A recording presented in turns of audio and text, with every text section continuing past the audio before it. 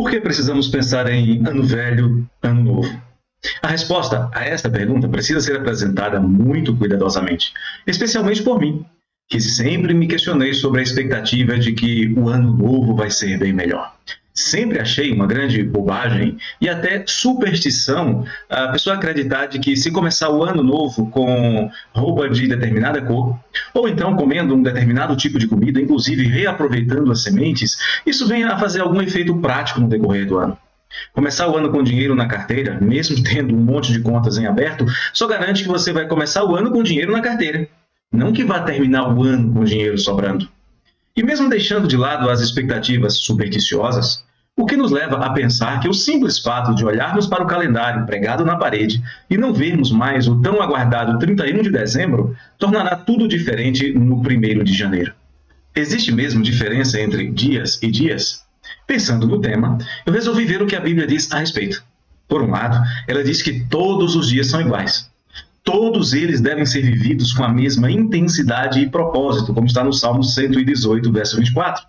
Embora possa haver propósito diferente entre os dias, tanto no propósito didático de Deus, em Gênesis 2, versos 2 e 3, quanto nas opiniões das pessoas dentro de um contexto muito específico, como a questão da guarda do sábado pelos judeus, por judeus cristãos e até mesmo por cristãos. Nós encontramos esse debate, por exemplo, em Romanos 14, versos 5 e 6. Também é provável que você já tenha observado que alguns dias têm uma aparência diferente. É comum, por exemplo, conversar com pessoas que admitem que o domingo é um dia diferente, o clima dominical é diferente, a nossa disposição é diferente. Domingo tem o seu jeitão domingão de ser, tem a sua cara de domingo. Por outro lado, o Senhor também determinou para que determinados dias tivessem um aspecto destacado e um significado especial. Foi por isso que ele deu o sábado aos judeus, para que descansassem de seu trabalho físico semanal e se lembrassem de que é Deus quem é a fonte de sua satisfação e do seu descanso.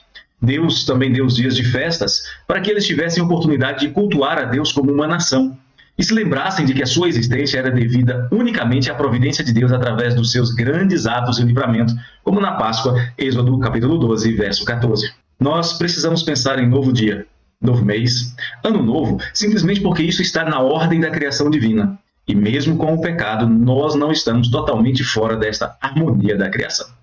Podemos dizer que temos 3 motivos para observar esta questão de dias e dias. Primeiro, a ordem natural. Deus deu marcos para organizar a criação.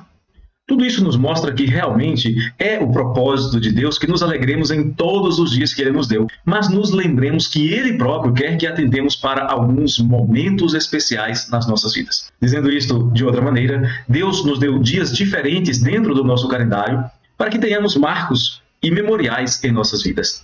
O ser humano, com ou sem a revelação dada por Deus, sempre tentou organizar o seu tempo, contar as horas, os dias, os meses e os anos. Não há cultura minimamente desenvolvida que não tenha algum tipo de contagem do tempo.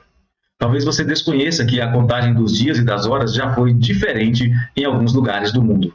Durante a dinastia Shang, por exemplo, entre os anos 1200 e 1045 a.C., na China, a semana era contada a cada 10 dias.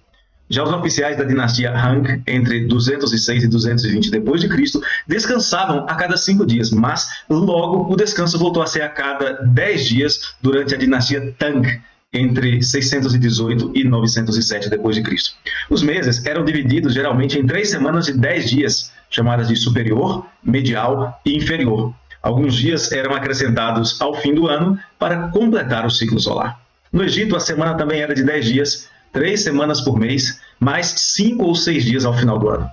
Mais recentemente, a Revolução Francesa, em sua tentativa iluminista de abolir a fé cristã, abandonou o calendário gregoriano e criou em 22 de setembro de 1792 o calendário revolucionário, definindo os meses com 30 dias e as semanas com 10 dias, chamando-as de décadas. Este calendário vigorou de outubro de 1793 a abril de 1802. Os comunistas também tentaram mudar o calendário, criando o calendário soviético eterno, com meses de 30 dias e 60 semanas de 6 dias, sem sábado e domingo, e acrescentando 5 ou 6 dias extras, que eram feriados nacionais. Mas isso só durou de 1º de janeiro de 1930 até 1940.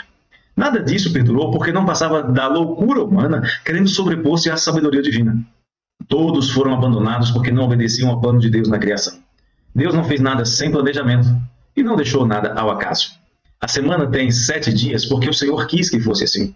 Ele deu a lua para marcar as semanas. O nosso calendário é lunisolar. Nossas semanas obedecem às fases da lua que Deus deu para marcar a sucessão de dias da semana. As estações do ano, por sua vez, obedecem aos ritmos do Sol. Por isso, o ano não corresponde à sucessão de semanas e os meses são diferentes com um ajuste quadrianual. Então, nós podemos concluir que Deus nos deu dias, semanas, meses e anos para que a nossa vida cotidiana não fugisse ao ritmo da criação, para que pela própria natureza as criaturas com as quais Ele se relaciona de maneira mais direta, providencial e misericordiosa não se afastassem em demasia dele, mesmo que tenham esta inclinação em seus corações. O outro motivo é a ordem didática. Deus nos deu marcos para nos ajudar no aprendizado. Moisés nos diz que Deus fez o sol e a lua para governarem o dia e a noite. Talvez você se pergunte como é que havia tarde e manhã em Gênesis 1:16 sem o sol e a lua. Na verdade, Deus criou os elementos para governarem, não para trazerem à existência. É Ele quem traz as coisas à existência. Mas nós dependemos deles. Normalmente temos disposição para despertar e trabalhar durante o dia. E sentimos vontade de repousar e dormir quando o sol se põe. O Sol e a Lua funcionam como marcos para o nosso relógio biológico, mas não é só isso. Uma leitura mais cuidadosa das Escrituras nos mostra que os servos de Deus passam por experiências e usam suas datas como marcos para a sua vida. Foi assim com Isaías, no capítulo 6, verso 1, que teve uma experiência transformadora no ano da morte do rei Uzias. Foi assim também com Esdras, que registra o cumprimento da profecia deste mesmo Isaías 45:13, como ocorrida logo no início do reinado de Ciro, em Esdras, capítulo 1, verso 1. Neemias também faz questão de datar os acontecimentos que levaram à reconstrução de Jerusalém, no seu capítulo 2, verso 1. Curiosamente, o mais importante evento da história ocorrido na plenitude dos tempos, apesar de datado, não tem a sua data exata conhecida por erros de cálculos cometidos pelos homens, não por Deus, embora seja bem possível, e um dia, talvez, estudos possam apontar com maior precisão o momento em que Deus se fez carne para estar entre nós, como está registrado em Lucas capítulo 2, verso 1. É mais fácil para nós provarmos o que afirmamos quando temos dados e datas. A ação de Deus na história da humanidade não é um conto do tipo, há muito tempo, em um lugar distante. Nós temos registros, datas, fatos. E é para isso que os dias, meses e anos servem. Para que você possa aprender a contar seus dias e contar o que Deus fez em sua vida, então você precisa de um marco. Pode ser aquela noite na igreja, aquele acampamento de carnaval, aquela viagem, enfim, independente de qual seja a data e o evento, você sabe que a sua vida foi marcada definitivamente pelo selo do Espírito. Você pode contar a sua história, dividindo-a entre antes e depois daquele momento. Isso nos leva a um outro propósito dos marcos que Deus nos dá. Eles servem para que alcancemos coração sábio. Veja no Salmo 90, verso 12. Podemos encontrar os marcos propostos por Deus para, por exemplo, nos dizer que o homem foi expulso do jardim do Éden logo depois da viração do dia, em Gênesis 3:8. Sabemos a época em que o nome do Senhor passou a ser invocado por aquele que se escondeu da presença do Senhor naquela tarde, em Gênesis 4:26. Algumas vezes, mais que marcos temporais, Deus também providenciou marcos físicos, como, por exemplo, logo depois de os judeus terem atravessado o Rio Jordão, em Josué capítulo 4, versos 4 a 7. Pouco antes disso, quase 5 séculos, nós vemos Jacó erigindo uma coluna para lembrar o lugar onde o Senhor lhe apareceu em sonhos, está em Gênesis 28, 16 a 19, e isto mais tarde seria lembrado por Deus quando chegou o momento de dar prosseguimento no seu plano redentivo, em Gênesis 31, 13. Se você quer aprender a contar os seus dias para alcançar um coração sábio, você precisa de um ponto de partida. Se você quer mostrar o quanto Deus mudou a sua vida, e se ela mudou, você precisa poder mostrar a partir de que momento essa mudança ocorreu. Quando você não souber a razão de estar aqui, e de fazer determinadas coisas, lembre-se daquele momento em que você ouviu a doce voz do Espírito chamando você, como Samuel disse-lhe, fala que o teu servo ouve. E é este momento que vai avivar a sua esperança no Redentor, como nos diz Jeremias em Lamentações 3:21.